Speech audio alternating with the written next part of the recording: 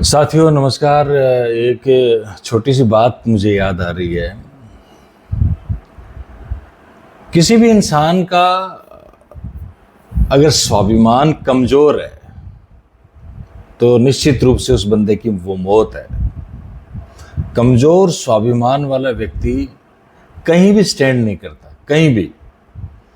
वो हमेशा ही अपने आप को इस तरह से महसूस करता है कि जैसे मुझसे सारे ऊपर हैं। वो अपने आप को साबित करने के लिए न जाने क्या क्या करता है और ऐसी ऐसी हरकतें करता है कि वो पकड़ा जाता है।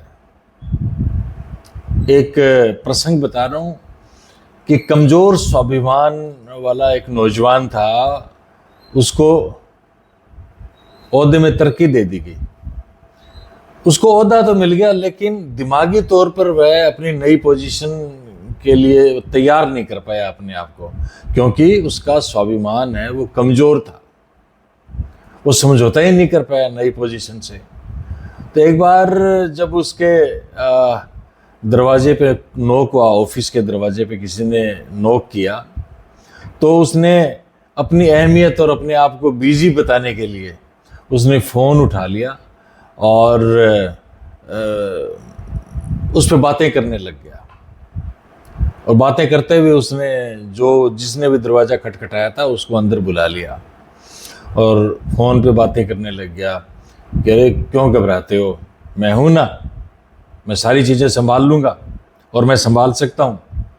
और इस तरह वो कई देर तक बातें करने के बाद में फिर रिसीवर पे फ़ोन रखा और उसने उस अधिकारी ने पूछा जो आया था, भाई बताओ किस लिए आए हो।